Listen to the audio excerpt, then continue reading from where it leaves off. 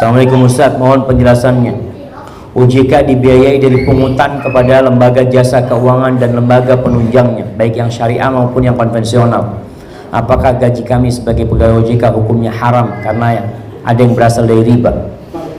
Karena saya mendengar ceramah Ustaz Irwandi bahwa yang bekerja di kantor pajak, BI dan OJK penghasilannya haram, sedangkan negara kita dibiayai dari pungut, dari hasil memungut pajak. Apakah seluruh PNS Indonesia penghasilannya haram karena memakan hasil pungutan pajak dan riba? Oh iya, ini masalah besar.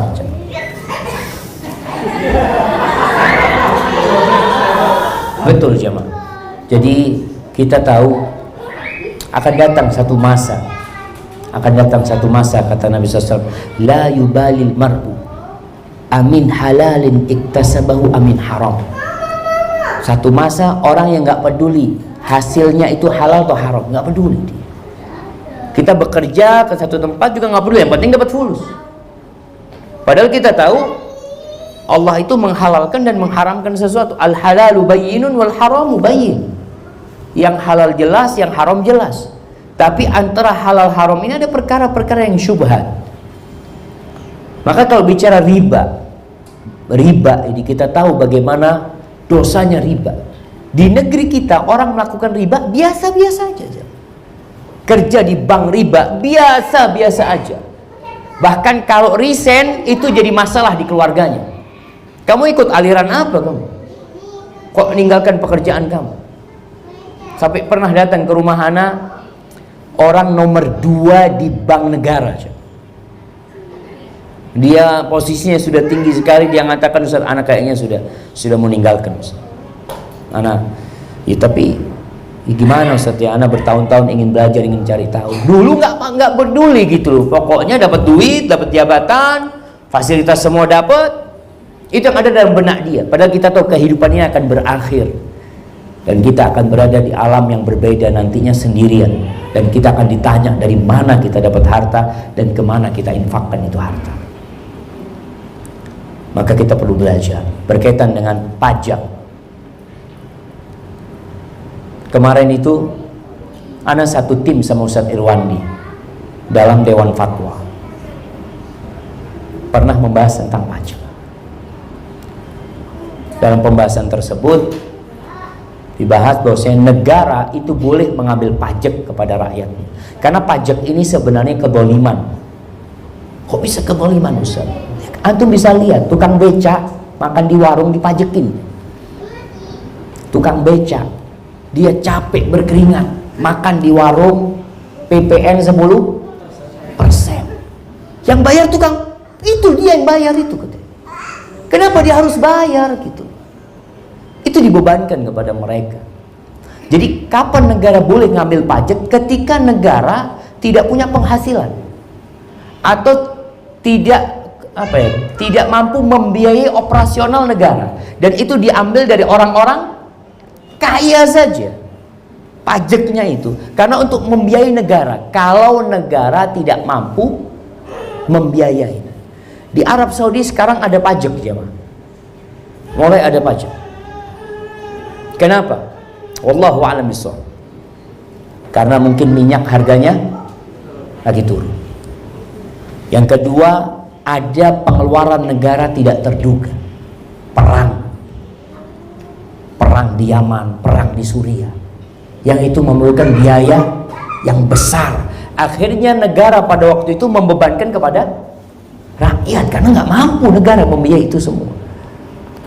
Maka kalau bicara pajak, seharusnya pajak boleh diambil dalam kondisi memang negara tidak mampu membiayai operasional negara. Tapi setelah selesai krisisnya berlalu, ya udah kembali negara punya pemasukan sendiri. Pemasukan dari zakat punya negara umpamanya. Zakat itu diambil oleh negara dulu jemaah. Pemasukan dari tanah-tanah yang dikelola negara. Kayak di Indonesia ini kita punya apa? PTPN ya. PTP di mana-mana, punya tambang-tambang yang di mana-mana. Tambang-tambang itu yang pegang siapa? Swasta. Kalau dipegang negara, bangkrut. Kalau pegang swasta menguntungkan, kok bisa? Tambang batu bara, tambang emas, tambang perak di Jember ini, Silo rame ini jemaah. Kenapa? Allahu a'lam. Kalau negara yang mengelola, insya Allah nggak ramai. Gak mau negara punya. Tapi memang tadi akhirnya kalau pendapatan hanya dari pajak saja, sedangkan banyak penghasilan yang seharusnya bisa dikelola. Jadi kembali kepada bagaimana pemimpin ini berpikir. Jadi kalau pemimpin nanti pemerintah berpikir, usahakan kita tidak membebani rakyatnya. Kenapa banyak orang berusaha untuk memanipulasi atau memalsukan pajak jamaah? Karena berat pajak itu jamaah. Sampai ada seorang punya tanggungan, Ustaz, anak punya tanggungan pajak 15M Ustaz. Dia cerita, anak cicil Ustaz. Kenapa? Selama ini duit itu anak gunakan untuk bangun masjid, untuk apa ini itu, anak gak kembalikan ke sana Ustaz. Dia sampai seperti itu ya. Maka kalau bicara hal itu ya perlu diperhatikan, kita perlu belajar kembali. Perlu belajar. Oleh karena itu jamaah, kenapa orang-orang itu belajar hukum ke Belanda padahal di rumahnya ada Al-Quran Karim? Kuliah hukum Belanda, Muslim, profesor, doktor, kuliah hukum lulusan Belanda, Quran gak pernah hatam dia. Padahal di situ Allah turunkan rahmat. Ini Quran rahmat, hudan petunjuk, syifa penyembuh, solusi untuk semua permasalahan, tapi nggak dibaca.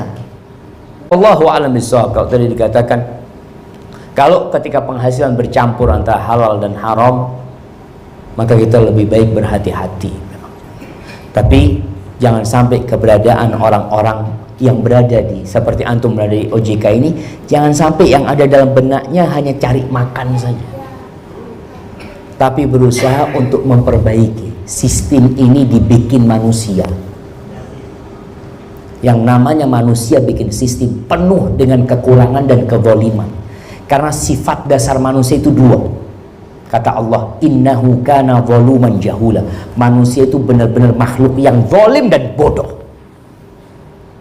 Maka kita berusaha untuk memperbaiki sistem yang ada.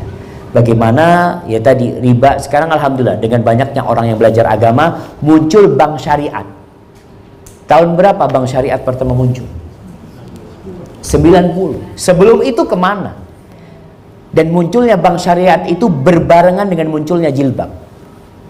Jilbab itu muncul tahun 89-90. Ada buku revolusi hijab, revolusi jilbab. Itu tahun 89-90 juga. Ketika anak-anak SMA dikeluarkan oleh sekolahan gara-gara pakai jilbab. Itu ada 300 orang pada dikeluarkan jemaah. Padahal kepala sekolahnya muslim, guru-gurunya muslim, menteri pendidikannya muslim. Itu siswi-siswi muslim dikeluarkan. Kenapa? Karena tidak peduli dengan Islam. Tapi dengan orang-orang belajar paham, ini loh, tidak mengganggu. Jilbab apa mengganggu sih? Apa pekerjaan kalau pakai jilbab, sekolah pakai jilbab, akhirnya nilainya turun? Nggak ada. Kemarin ribut, ada pelarangan niqab, ada pelarangan cadar. Di mana? Di Jogja. Akan ada pelarangan Jogja. Nah, itulah apa? Mengganggu apa sih? Tapi tadi padahal ini semuanya muslim, jadi masalah semuanya muslim, tapi muslim-musliman kadangkala keilmuannya tentang Islam. Akhirnya muncul jilbab, berusaha di Polri alhamdulillah jilbab sudah diperbolehkan karena nggak mengganggu dengan pekerjaan dia. Kemudian apalagi yang kita lihat perkembangan ya tadi tuntutan bank syariat itu karena orang mulai belajar agama. Kemana tahun 70? Kenapa tidak ada suara bank syariat? Tahun 80 kenapa tidak ada suara bank syariat? Karena setelah kita merdeka, kita itu disibukkan dengan hal-hal yang membuat perkembangan keagamaan umat Islam itu kurang. Tapi dengan adanya teknologi, ilmu itu semakin mudah ditransfer. Maka alhamdulillah, ya mudah-mudahan ke depannya semuanya bisa berbasis syariat itu. Bank-bank insya Allah bisa jadi syariat sehingga Allah meridhoi jemaah. Karena bank syariat yang ada pun sekarang masih belum bisa terlepas dari aturan BI yang memang BI-nya konvensional, belum ada BI syariat. Maka mudah-mudahan ke depan Ini tanggung jawab antum semua yang ada di dalam lembaga ini. Bagaimana keberadaannya, berusaha untuk memperbaiki, menjadi tempat kerja itu sesuai dengan syariat. Dan itu bisa asalkan kita mau. Jangan pernah kita itu kalah dengan sistem. Sogok menyogok ini sudah sistematis di Indonesia. Sebagian orang mengatakan, oh Ustaz, kalau nggak nyogok nggak bisa dapat proyek, Ustaz. Ini sudah sistem yang tidak tertulis, Ustaz. Harus seperti ini. Apakah benar? Enggak. Ana selalu ceritakan, Ana berkenal dengan seorang, Masya Allah jamaah. Dia cerita, Ustaz, Ana dulu melakukan riba. Ana punya rekan bisnis 3 itu non muslim, Ustaz. Ana yang muslim. Setelah Ana dapat hidayah, Ana sampaikan kepada rekan Ana, kita berhenti ngambil dari bank konvensional. Kita nggak lagi ambil dari bank, sudah. Apa kata yang 3 orang ini? Nggak mungkin. Sudah, kalau kamu mau seperti itu, kita punya 3 usaha, yang 1 diberikan kepada orang ini. Sudah, kamu pegang. Dia cerita, Ana pegang itu Ustaz, punya utang 25 miliar. Dan subhanallah, Ana ngomong sama karyawan, Ana dudukkan semua, Ana panggil Ustaz, diajarin semua tentang riba supaya mereka faham. Setahun itu Allah kasih rezeki, kita lunasin 25 miliar. Jadi kalau jadi sistem 3 orang ini punya usaha, tutup semua usahanya. Dan mereka berkata harus pakai bank, nggak mungkin. Allah itu mengatakan yamhaqullahu riba. Allah itu menghancurkan riba, tapi pelan-pelan jemaah. Riba itu bukan kayak bom menghancurkan habis, enggak. Kayak tiangnya itu dikere ya, terus nanti roboh sedikit. Seperti itu riba itu. Dan kalau bicara sistem sogok menyogok, dia mengatakan dulu, Ustaz, ketika anak kerja di proyek yang dulu itu, anak siap dipegang KPK, Ustaz. Ana itu sudah siapkan istri Ana sama anak-anak, kalau bapak nanti ditangkap, bapak itu punya uang di sini, sudah Ana siapkan semua itu. Karena Ana tahu kerjaan Ana risikonya ditangkap KPK. Dia mengatakan itu. Dan subhanallah, alhamdulillah Ana belum ditangkap KPK, sudah tobat. Dia mengatakan seperti itu. Ana sekarang punya usaha. Masya Allah, kalau antum tahu usaha dia jemaah.